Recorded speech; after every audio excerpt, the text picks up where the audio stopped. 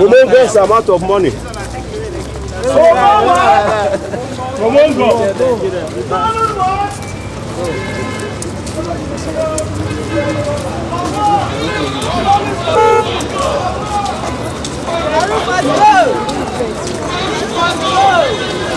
Kill corruption. We are saying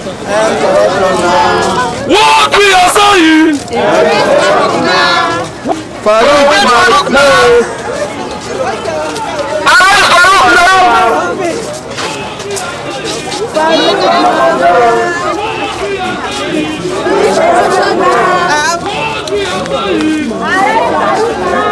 What we are saying. Save Nigeria! National Assembly! Kill corruption! National Assembly! Save Nigeria! National Assembly! Kill corruption! National Assembly! Save Nigeria! National Assembly! Kill corruption! National Assembly! Kill corruption! National Assembly! Save Nigeria! National Assembly! Save Nigeria! National Assembly! Kill corruption! Who must go? Who must go? Who must go? Who must go? Who must go? Who must go? Who must go? Who must go? Who must go?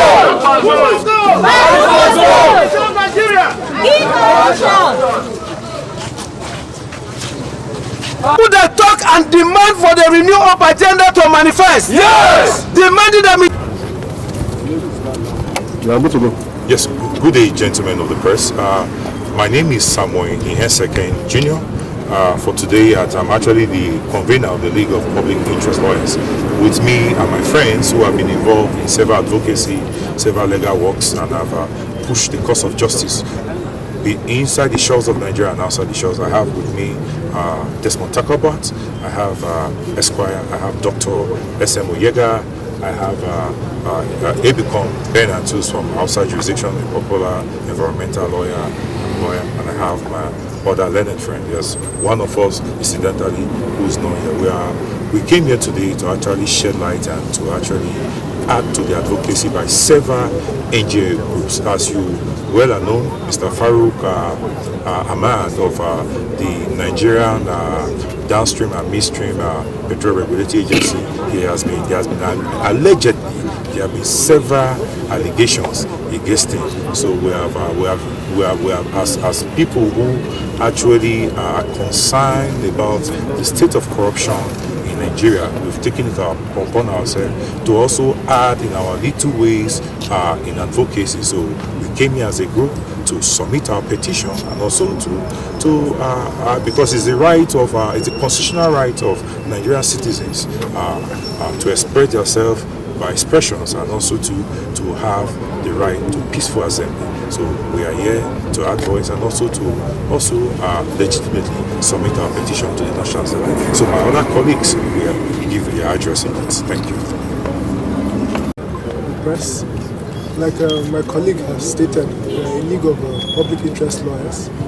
We are here equally to add our voice in support of the coalition by civil society organization against all the allegations of corruption practices, conflict of interest over the activities of the current and pioneer Chief Executive Officer of the Nigerian Midstream and Downstream Petroleum Regulatory Authority, Engineer Farouk Ahmed. There are allegations of monumental corruption, siphoning or diversion of public funds amounting to over $5 billion. The allegation also consists of allegations of the fact that he has sent over 4 of his children or wards to elite institutions outside the shores of the country, like Switzerland and India. There are allegations of conflict of interest, being a regulatory agency with oversight functions over petroleum, parastatals and other subsidiaries. His son, Wan Faisal, is alleged to have been employed in Wando PLC. That is a part of, or an organization that the NDPRA should exercise oversight functions over. So how do you expect a regulatory agency like NDPRA to oversee or regulate the activities of Wando PLC if his son is there? Those are part of the conflict of interest we are talking about. There are also allegations of the fact that he has even taken flight and left the shores of this country, probably hiding somewhere in an island in the United States of America. So all we are calling for is that we are adding our voice to the protests and allegations, including the antecedents. Now you can see that he should be investigated. He should be suspended to allow for independent investigation into these allegations. And if he's been found wanting or he's been indicted, we are calling for his immediate sack.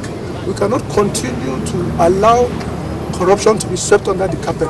The petroleum sector is a sector that we cannot, like I said, mind's word or in any way allow to continue to wallow under the influence of corrupt personnel or people who are supposed to hold those offices in trust for the people. So there is a breach of public trust on the part of Farouk based on the allegations so far. We are calling for an intricate and incisive investigation into his activities. Thank you. His name is introduced earlier. I am Dr. Mgbeke. I'm part of the Public Interest Lawyers League, and we are here before this National Assembly to lend our voice, to stand in solidarity with the civil society groups that have called for the sack of Mr. Farouk. As you may be aware, in recent past, the media are watched with several allegations of corruption against Mr. Lau, and we are simply saying that the National Assembly and of course all concerned bodies, agencies should look into these allegations, and if they are meritorious, it should be dealt with accordingly. There are allegations of nepotism, abuse of office, financial malpractices running into billions of dollars, right? There are also allegations whereby his sons are sent outside Nigeria and tuition fee running into billions have been paid. These are fundamental allegations that should not be swept under the carpet. And in any case, whether they are true or false, it cannot be presiding in the same regulatory agency while investigation continues. So we are simply saying that Mr. Farouk should step aside.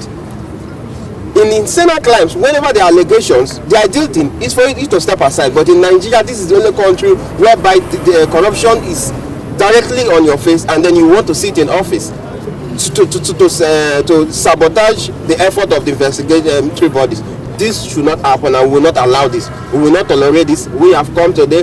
We are going to submit our petition to the National Assembly. We want our voice to be heard by even Mr. President. So on that note, we are going to submit a petition to the President. We will submit a petition to the Honorable Attorney General of the Federation and Minister for Justice, and even the EFCC, because there are gross financial allegations against him.